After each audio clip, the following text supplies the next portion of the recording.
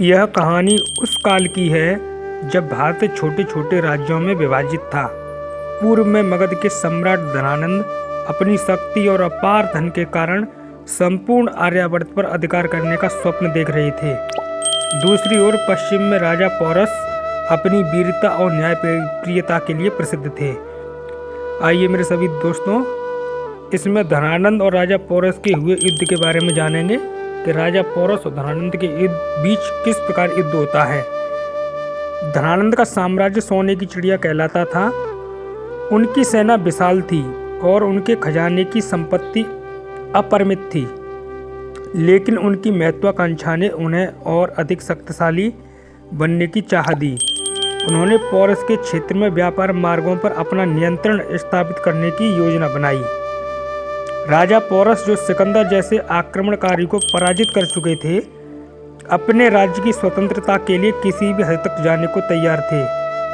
जब धनानंद ने पौरस के दूत को अपमानित किया और अपने सैनिकों की उनकी सीमाओं की ओर बढ़ाया, तब पौरस ने युद्ध का आह्वान किया। युद्ध बहुत भयानक स्थिति में हुआ है। दोनों राजाओं ने युद्ध के लिए तैयारियां शुरू की। धनानंद ने अपनी विशाल सेना को गंगा के किनारे तैनात किया। उनकी सेना में घुड़सवार, पैदल सैनिक और विशाल रथों के साथ युद्ध के लिए प्रशिक्षित हाथी शामिल थे। पौरस की सेना संख्या में कम थी, लेकिन उनकी सेना के योद्धा अदम्य साहस और रणनीतिक कौशल से संपन्न थे। पौरस ने अपने प्रमुख सेनापतियों के साथ युद्ध योजना तैयार की।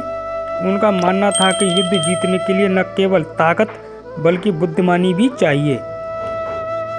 गंगा के किनारे युद्ध का मैदान गूंज उठा। धनानंद की सेना ने अपने विशाल झंडों और युद्ध के नगाड़ों के साथ मैदान को भर दिया।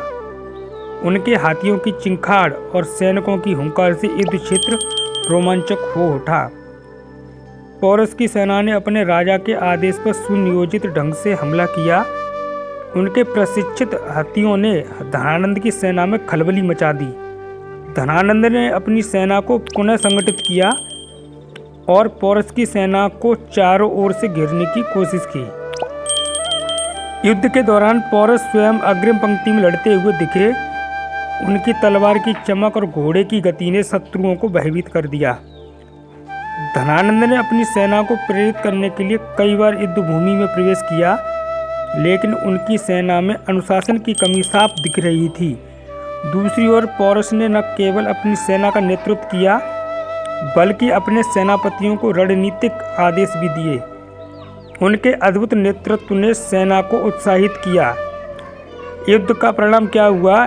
इस संघर्ष का अंत तब हुआ जब धनानंद की सेना ने भारी नुकसान उठाया और पीछे हटने को मजबूर हो गई।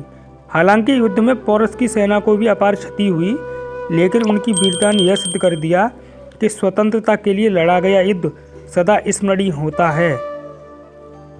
मैं आपको बता दूं, धनानंद से युद्ध होने से पहले राजा पौरस का युद्ध मैसिडोनिया के राजा सिकंदर से हुआ था, जिसे झेलम का युद्ध या हाइड स्पीच का युद्ध बोला जाता है, जिसमें सिकंदर को मात देने वाला भारत का प्रथम बाहुबली राजा पौरस ही थे। लेकिन बहुत सी किताबों में लिखा गया है कि राजा पौरस हार गए।